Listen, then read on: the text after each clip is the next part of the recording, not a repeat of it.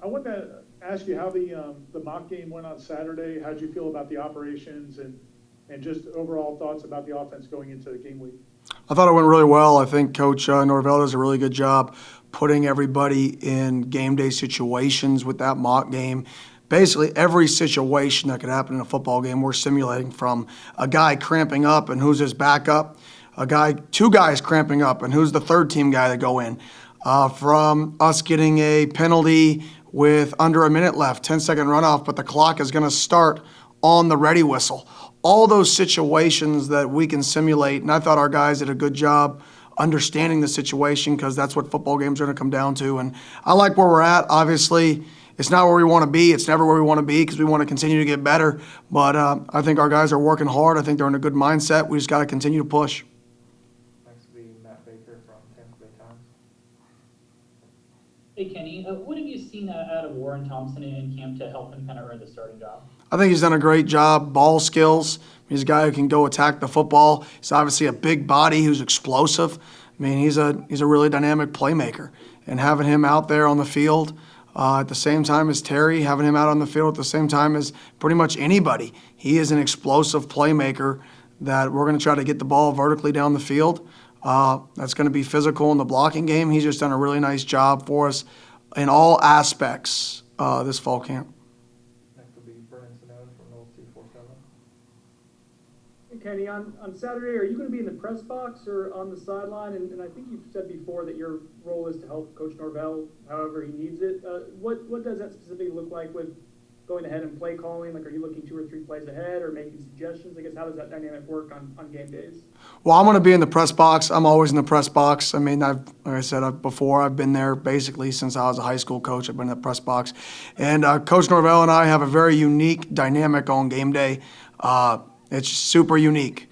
But the good thing is we're always on the same page. I mean, that's the one thing. It's why I'm back here with Coach, and it's why I want to be here with Coach, and I'm excited to operate a game with him again, is because we're on the same page, and our communication is completely fluid, and it's just a unique and special dynamic on game days. Next will be Kurt Weiler from Tallahassee Democrat. Hey, Coach. Coach Norvell kind of started out obviously talking about game week and all that. I mean, for y'all, I'm sure for the team as well, after kind of such an unprecedented offseason, how nice has, I guess, the normalcy of preseason camp and now the normalcy of game week been? It's been awesome. I mean, just getting back on the field with the guys. You know, I love coaching. I really do. Like, I love coaching and being able to just get back out there and coach. You know, the guys, they love football. Being able to get back out there and play football. So just the normalcy with all the stuff COVID-related, just the normalcy of getting out there and playing the game you love or coaching the game you love is just a blessing. Next we'll go to Perry from Tomahawk Nation. Coach, Georgia Tech has a pretty strong secondary and a little bit of a developing defensive line. What are some things, without giving away the whole playbook, that you're looking to do and emphasize in the game? Well, I think game ones, there's so many unknowns. I mean, yeah, you can see what a player was a year ago, 9 months ago, but I know that staff has done a phenomenal job in the offseason with those guys. So there's so many unknowns going into week one. The key is to be able to execute and worry about yourself. It's not as much about scheme. It's not as much about their strengths or weaknesses, because there's so many unknowns to that. So you really have to evaluate what you do well. And I think that's going into week ones. I think what successful teams do is they're not as worried about the opponent. They're more worried about themselves. And that's a coaching cliche that you can take week to week to week to week. But I think that is really, really, really important when you're talking week one, when there's so many other dynamics that could happen that you don't understand and you don't know that their team's going through. Chris Nee from Rose 247.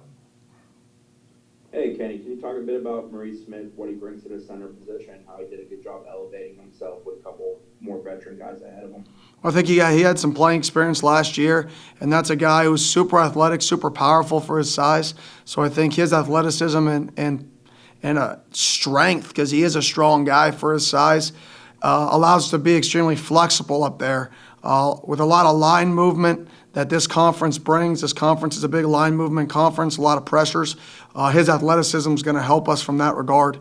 And we like athletic guys up front, and I think his versatility up front is essential for us. And he's done a really good job mentally. Coach Atkins has done a really good job with him mentally to be able to ID fronts, ID pressure, looks, ID everything he would need to see from safety rotation to linebacker location when it comes to helping our quarterback in protections, whether it comes to IDing the front. He's done a really nice job.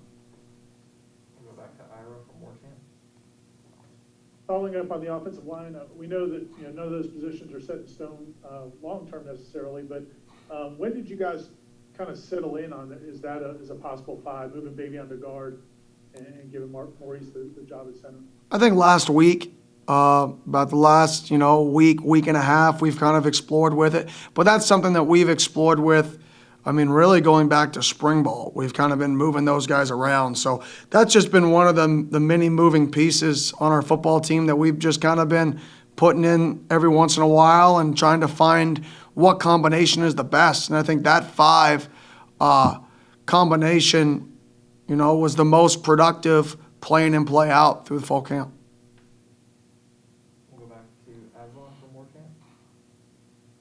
Kenny, Mike talked about he has all these sort of plans and options in case something happens, whether it's health related or player personnel stuff. Not only for you guys as coaches, but what is Mike Norvell's sort of organizational skills and just attention to detail? What does it do for like the psyche of a 19-year-old, 20-year-old kid who's playing football for him right now? Well, I think when kids are smart. And I think sometimes adults, coaches, fans, media, they don't understand how smart kids are. Kids understand, players understand when you're organized. Players understand when you have a plan. Players understand when you believe in what you're talking about. And that's something that I think Coach Norvell does an incredible job of, is every time he talks, every time he presents, our guys believe in him because he's put in the work to develop the plan. And that plan, he believes in that plan, I believe in that plan, our coaching staff believes in that plan. So when we actually teach it and explain the plan, our guys understand that we believe in it. And they see it, and then they believe in it. So I think it all starts at, coach's organizational skills, and then the time he puts in to actually sit down and hammer out all the little details. We've talked about rain delays and what our operation is on a rain delay and how they've changed the rules. And now it's with less than a certain amount of time in the first half, it now is going to take over halftime. So you're not going to get a halftime. We've discussed that. I don't know how many teams in the country have discussed the new rain delay rule. And that's something that Coach Norvell, no little detail is going to go past him. And all that stuff is why he's the head coach he is.